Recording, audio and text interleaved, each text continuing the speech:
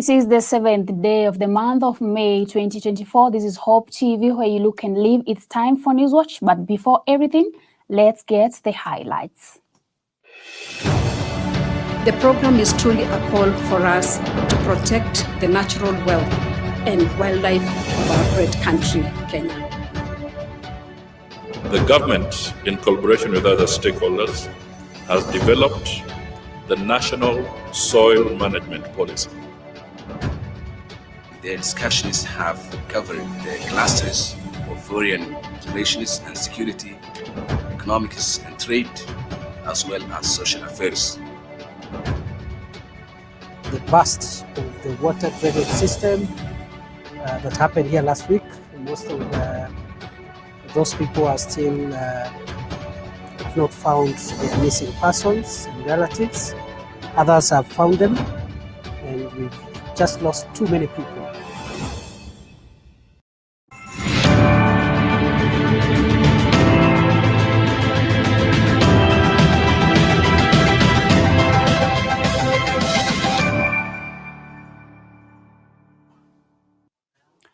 Welcome, my name is Nelius Wanjiru and our sign language interpreter is Monica Chien. Let's kick off. Following reported structural vulnerability of other tunnels forming of the railway infrastructure in the Kijabi area, the government has directed urgent structural repairs and the drainage of the tunnels to avert loss in life in the area, as was the case last week. In the meantime, Interior CS Kithure Kindiki, who visited the area, directed the Kiambu Security and Intelligence Committee to evacuate all persons whose residences are likely to be on the path of the downstream storm water in the event of the drainage system burst. Kindiki also said the government will foot funeral expenses for the people who died from the floods. Because of the ongoing rains, we have had issues here related to mudslides, landslides, and the general destruction of property and the blocking of infrastructure. And therefore, we have come this afternoon just to assess the situation here as a way of offering members of the public preventive security measures. As you are aware, last week, we had a very unfortunate incident not far away from here.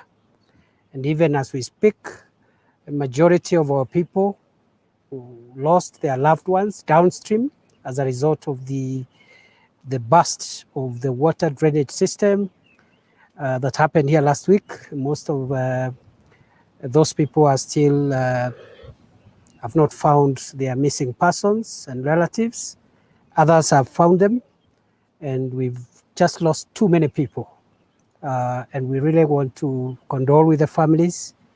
And tomorrow, for those who are affected, we will be able to have a general mass service to remember the souls of our departed countrymen and women and our children who perished in this most painful manner as a result of this crisis that is happening in most parts of our country at the moment. And the government will take the responsibility of meeting the funeral expenses of all the families who have already retrieved and received their loved ones. We will support the families so that we share with them the pain. Of course, as we are aware, we cannot replace, and no action can replace the souls of our country, men and women, and our children whom we have lost. But as a sign of solidarity with the community downstream which was affected, the government will shoulder the responsibility of the funeral expenses for the families, and government will be represented at very high levels during the mass service tomorrow. We have directed the evacuation of all families whose residences fall within the projected pathway of any floods that could emanate if the drainage systems and the culverts and the channels we've just inspected were to burst. We pray that they don't burst. And because there has not been rain for the last 2 days here, the water levels have slightly subsided, but the risk is real. And any further drop of rain would present a challenge to the infrastructure here. And therefore, we have directed evacuation of all the families downstream, as advised by our experts. Already 86 families, I'm informed, have already been relocated. But there are also families who are within the flood path who are still lingering in that area. And we have directed that they must be moved mandatorily. They must move. It is not an option, it's mandatory. And we are giving them this afternoon. If they don't move by 6 p.m., we are going to start moving them downstream by force and take them to safe places, because it will be unimaginable if we were to have an incident similar to what we had here again. And the government spokesperson Isaac Mwaura led the distribution of food and non-food items in the Nyanza region for floods victims within the region. Mwaura, who led the relief distribution at Kadibo Grounds and Nduru Secondary School in Kisumu County, said the government is putting all hands on deck to address the ongoing flood crisis. Kenya Red Cross Secretary General Idris Ahmed urged the affected families to be patient with the rescue team as they perform their duties. This comes as more bodies has been recovered in the ongoing rescue mission in Mai Mahiu, Nakuru County, where raging floods killed over 60 people after a dam in the area burst its banks, sweeping away settlement, and the national death toll rises to 238. Tunapozungumza saa hii watu wangu Jodala leo tumepoteza mpaka leo tumepoteza watu 238. 238 people have lost their lives. Kwa hivyo sio jambo la kucheka. Watu kama 70 hawajulikani kule waliko. Watu 174 wamejeruhiwa vibaya. Na hii mafuriko imeathiri zaidi ya watu 223. Katika eneo la Nyanza imeathiri watu 40,000. Kwa hivyo tuko na kazi kubwa sana sisi kama serikali, mtuombee ili tuweze kusaidia Wakenya wote ambao wameathiriwa. Si tutafanya hivyo? Na sisi tumesema looking at a national coordinated framework, we will look at a solution that lasts. We will look to build the resilience of the communities. We will invest in preventive measures, not just responsive measures. And we will require and request your support as we start on those programs. Tumeelewana? Lakini kwa leo, what we have brought is to assist you get through this difficult period. And it's a difficult time for the entire country. More than 290,000 people are displaced as we speak today. There is a national effort to ensure that we reach them the same way we are reaching you. So naomba, tukichelewa kidogo, mukue na subra, sio kuwasahau, sawa? And moving on, residents living in flood-prone areas in Mwea, Kirinyaga County have been asked to relocate to higher grounds to avert losses as heavy rains pound the area. According to Kirinyaga County Commissioner Hussein Also, 2,000 families have been affected by the floods across Kirinyaga County, where they have been forced to move from their homes. Speaking during a food donation from well-wishers in Kiamanyeki village in Mwea, Also said those who are at risk of being swept away by raging floods, should the rains persist, must adhere to government directive by moving to higher grounds. Kirinyaga County Red Cross Coordinator Martin Kagunda indicated that residents have incurred loss of property as a result of floods, adding that over 700 families have been hit hard.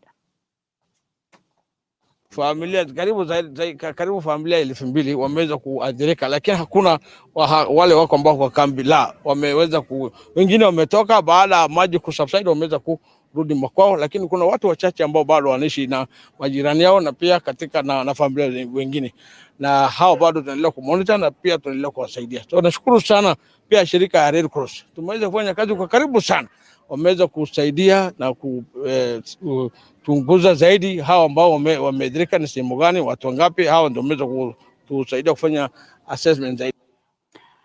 Now, away from floods news, the government is collaborating with the county governments and international partners to enhance the development of municipalities, towns, and cities in a bid to provide those in informal settlement with decent livelihoods. Speaking during the launch of the second Kenya Urban Support Program at State House, Nairobi, President William Ruto noted that the government is committed to the expansion of essential infrastructure to serve rapidly growing urban population with the goal of decongesting Nairobi and other major towns. And as Grace Ahati reports, Ruto has noted that he will stop at nothing to get Kenyans out of those informal settlements, emphasizing that the ongoing floods have underscored the urgent need for this issue to be addressed.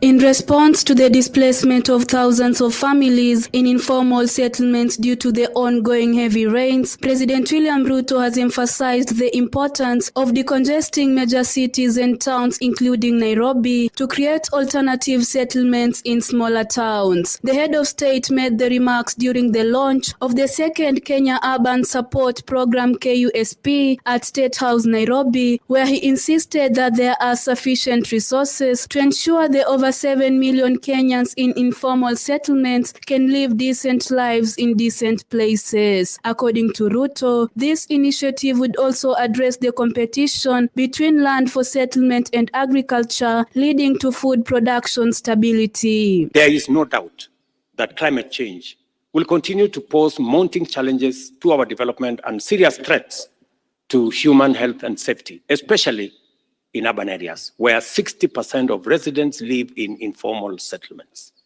I say this statement of 60% with a very heavy heart, because informal settlements, ladies and gentlemen, are very unhygienic, very indecent livelihoods where Kenyans live. And we must do whatever it takes,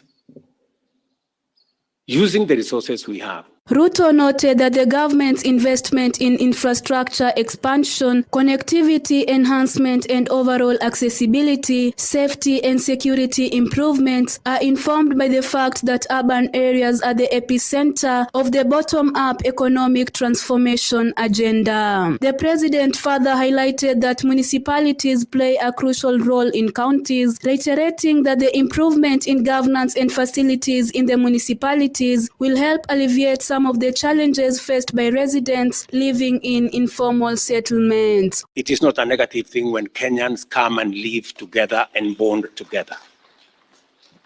That is the future.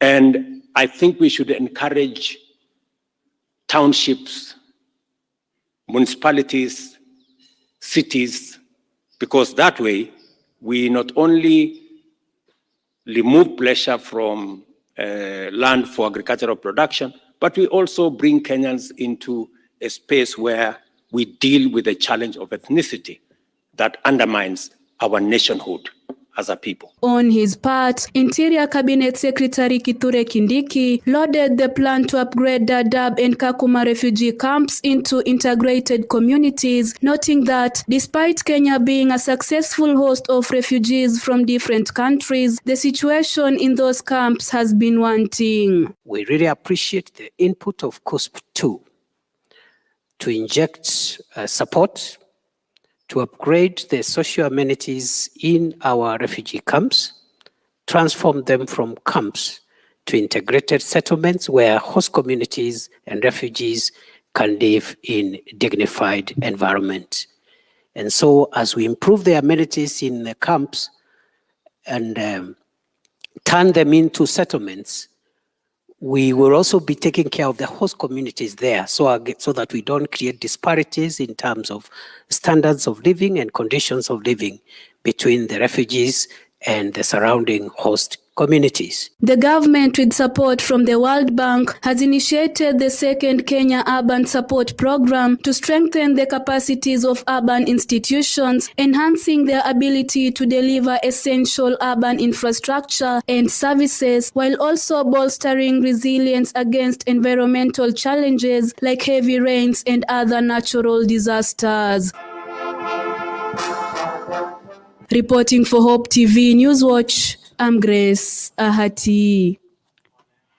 Many thanks, Grace Ahati, for that report. And moving on, Kenyan retirees will soon be able to get their payments in one day as the National Social and Security Fund, that is NSSF, moves to address the incessant delays that have faced the fund. Speaking at the launch of the 2023 to 2027 National Social Security Fund Corporate Strategic Plan, Prime Cabinet Secretary Musalia Mudavadi stressed the importance of cultivating a culture of saving to drive economic transformation, and also disclosed that plans are underway to enhance benefits payable by NSSF to meet the dynamic needs of the Kenyans. On her part, the CS for Labor and Social Protection, Florence Bores, said her ministry is determined to progressively ensure that all citizens are covered under Social Security as part of the social protection. The unveiling of the NSSF 2023-2027 Corporate Strategic Plan marks not just a continuation of a legacy, but a bold step into the bright future that we all look forward to. Therefore, this strategic plan is sharply focused on the transformational agenda that NSSF is implementing. I assure you that the ministry is determined to progressively ensure that all citizens are covered under Social Security as part of social protection. I call upon the NSSF management to continue offering the requisite services to Kenyans in an effective, efficient manner and focus on the growing of the fund as well as investing to enhance and sustain the image of the fund. According to the Kenya Bureau of Statistics, as at 2023, over 13.9 million adult Kenyans lack retirement savings, highlighting the urgent need for action. This low level of pension coverage poses a significant threat to the financial security and well-being of millions of Kenyans, both now and in the future. With an income replacement ratio upon retirement of just 40%, well below the recommended level of 75%.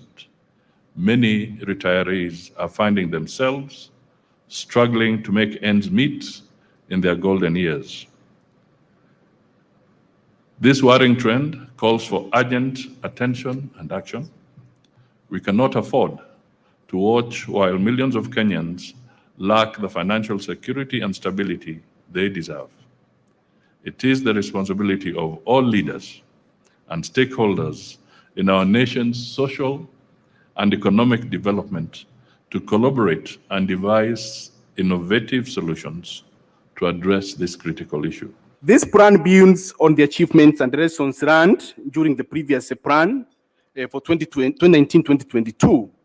It's a combination of interwoven strategies that the fund is optimistic will address the anticipated challenges and enable us to exploit opportunities that lie ahead. Ladies and gentlemen, this strategic plan outlines an inspiring vision to be the trusted social security provider, delivering exceptional value to our members. Moving on, the 2024 All Africa Media Leaders Summit is set to begin on Wednesday in Nairobi under the theme Re-Engineering African Media in Terms of Critical Transformation. The three-day summit will bring together over 300 African media owners and operators, government officials, corporate leaders, academics, civil society champions, and development partners to discuss the business of the media and the critical role it must play in shaping Africa's future. African media leaders will discuss and share new skills and business models, as well as gain enhanced contextual knowledge and structures to support and shape Africa's future. According to All Africa Global Media Chairman Amadou Moutarba, the summit will be officially opened on Thursday by ICT Cabinet Secretary Eliud Owalo, aimed to support media practitioners through an era of rapid change and constant technological disruption, morphing into a new reality in a context marked by the scourge of disinformation and misinformation. Key outcomes, we have actually mainly three big ones. Number one is we want African media leaders to know each other. If we're going to be making progress on this continent, we have to make sure media leaders from everywhere know as many as media leaders anywhere else on the continent. That is key. Number two, we are going to be working on a charter against information manipulation, so against disinformation and for AI. And then we're going to be launching what we call a media tours. Media tours basically is a group of personalities, eminent personalities from around the continent who would come together to champion the cause of journalists who have been detained or killed in practicing their trade, in doing their job. So we believe that the place for the journalist is not in jail. We believe the place of the journalist is in society, doing his or her work. And whenever we lose a journalist, was in jail or loses his life, that's society as a whole. Nairobi, because first and foremost, Nairobi is a hub, known as such continentally and worldwide for everything related to tech. But also, Nairobi has always been a beacon of hope for media on the continent. One of the best journalists, one of the best media industries, one of the only media house which is listed in the stock exchange in Africa is based in. And for that report of the African Media Summit, we come to the end of our first segment of our Newswatch tonight. Don't go too far. We're coming back with the second and the last segment.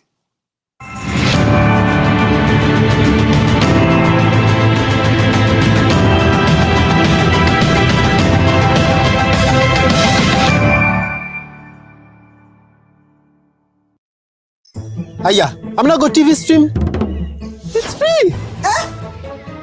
Go TV Stream iko mkononi na ni free. Download Go TV Stream app for free. Enjoy live TV na shows kamia nane. Download and watch later, anytime, anywhere. Go TV Stream iko mkononi na ni free. Available to active subscribers. Go TV. Love it. Wewe ni Mungu usiyelala na ibada yangu nakupa wewe Bwana. To get Wewe ni Mungu by Nelius Wanjiru as your Skiza tune, SMS the word Skiza 88300028 and send to 811. Hope Skiza, spreading the hope. Sijaona kama wewe umepigana vita zangu, nakupa ibada ya moyo wangu usiku wa leo. Do you remember? Every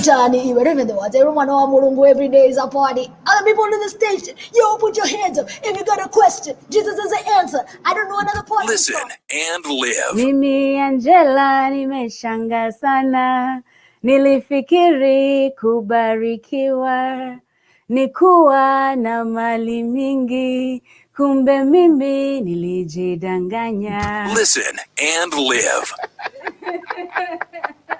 Revolution. That's the only part I'm good at singing. Ooh, do you want a revolution? Ooh. Story of hope. Listen and live.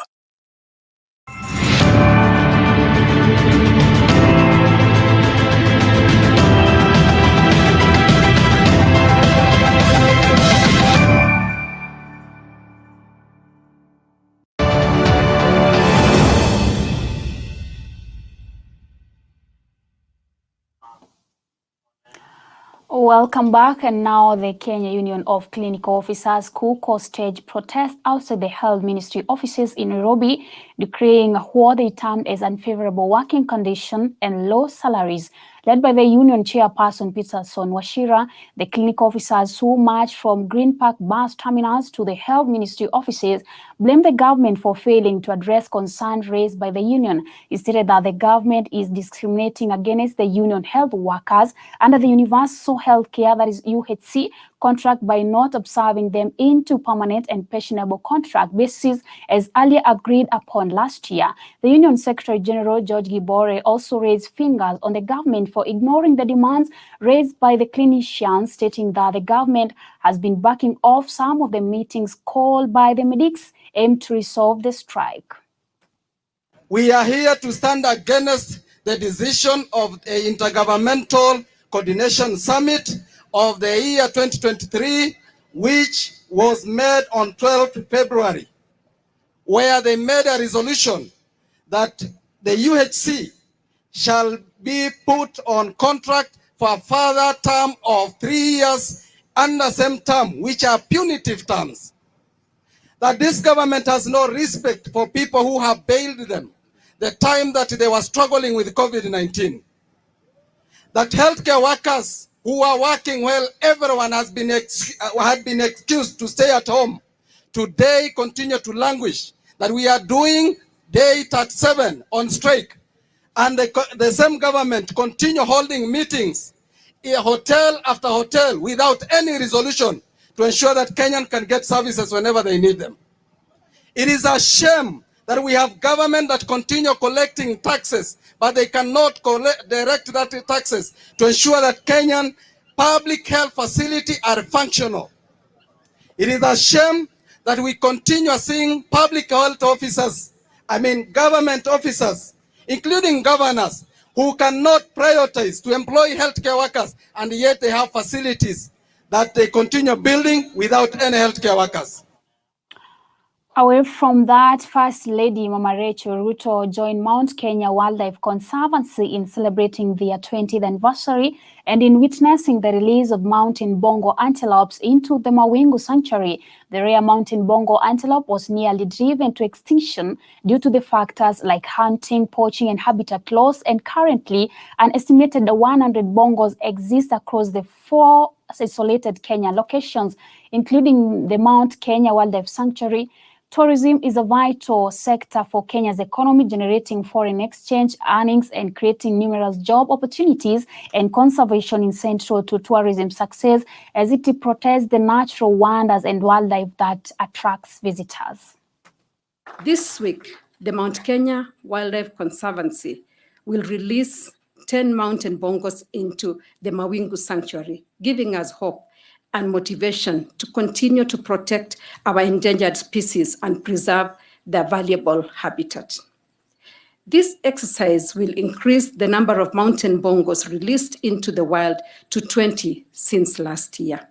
I congratulate the patron, Mr. Humphrey Karaoke, the Board of Trustees and staff at Mount Kenya Conservancy for your dedication to see the survival and protection of the mountain bongo. Congratulations. The bongo has been oscillating at about 100 individuals, and these are in isolated populations in Aberdare and the Buru Forest, and the largest population, Your Excellency, is what you will find in this particular sanctuary. Your Excellency, since 2004, when I was a young officer in Kenya Wildlife Service ending ecological monitoring, that is when we received the coat of bongos from the USA, and they were well embraced by the team here in Mount Kenya. And Kenya Wildlife Service and this team has worked tirelessly to recover and restore the mountain bongo through in situ breeding and rewilding, and I am pleased with the progress that the teams have made with the recovery of Bongo and making this country to be extremely proud of our effort in terms of taking back a species that was going back to extinction. The Mount Kenya Wildlife Sanctuary initiated a breeding and rewilding program in Kenya 20 years ago to halt the mountain bongos impending extinct. This included the repatriation of 18 mountain bongo antelopes from several zoos across North America. This bold step has proven successful and stands as one of the most iconic wildlife conservation programs ever undertaken in Kenya, sending a message of hope that rewilding is possible. The program is truly a call for us to protect the natural wealth and wildlife of our great country, Kenya. Let's now focus on matters food security in the African continent, where Prime Cabinet Secretary Musalia Mudavadi says there's an urgent need to address food and nutrition insecurity facing millions of Africans. While speaking at the African Fertilizer and Soil Health Summit in Nairobi, Mudavadi says strategies aimed at meeting the continent's growing demand for food should be implemented without any further delay. Ambassador Joseph Faisako, who is the AU Commissioner for the Agriculture and Rural Development, said the state of the African fertilizer should be investigated with a 10 years fertilizer action plan and soil initiative for Africa by implementing all plans, since fertilizer is core in food security. The joint ministerial conference, which will be ministers of agriculture and ministers of foreign affairs, this will culminate in a high-level presidential summit on day 3. Our expectations from the event are the following 4 priorities. The first one is the Nairobi Declaration. The second is the 10 years fertilizer action plan. The third is a soil initiative for Africa framework. And the last is the mechanism to finance the action plan. In recognition of the need for integrated soil management, the government, in collaboration with other stakeholders, has developed the National Soil Management Policy. This policy contains critical directions on sustainable agricultural soil and water management, soil management and environment, technology development, dissemination and utilization, fertilizer development and investments. Ladies and gentlemen, I encourage you to take time and attend the Kenya government side event to appreciate the progress made in this area and witness the launching of the National Soil Management Policy.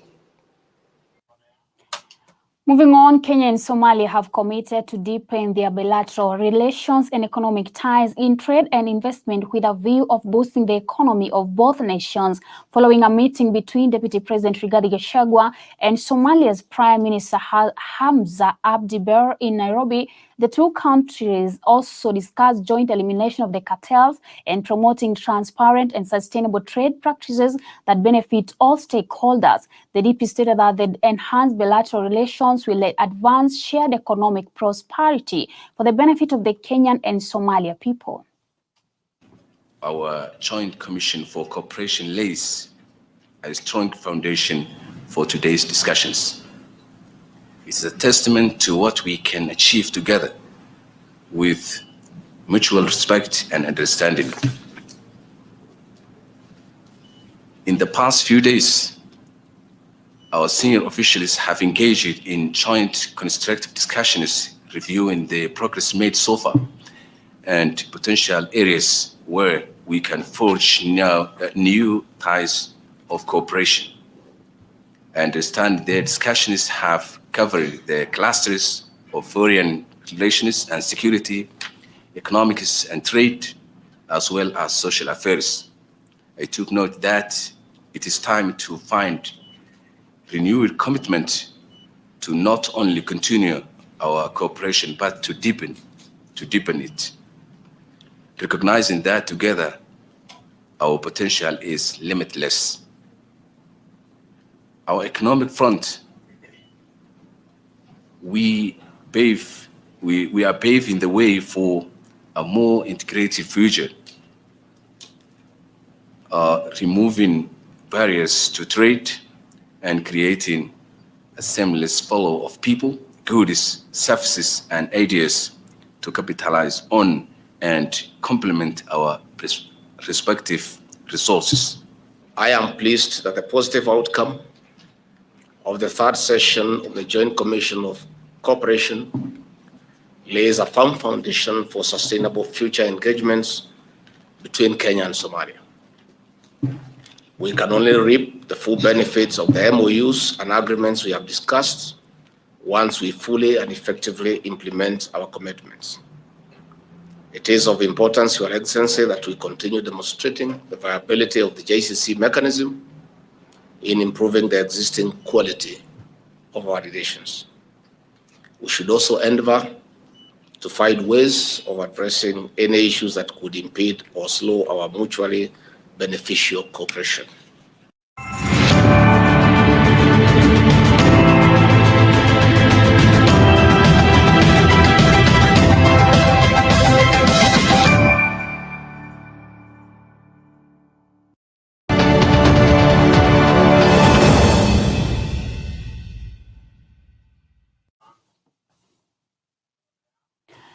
And now that the coaches have commenced their CAF C coaching courses at Ngong in Kajiado County, JC Maripet and Ken Maritim, who are participants in the training, have said that it is self-satisfying to see new talents that turn into careers.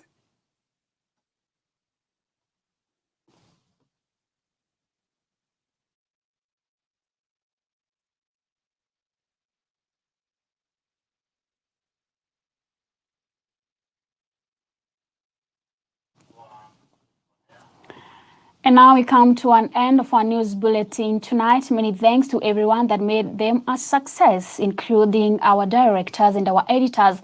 My name is Nelius Wanjiru, and our sign language interpreter has been Monica Ching. Till next time, have a good night.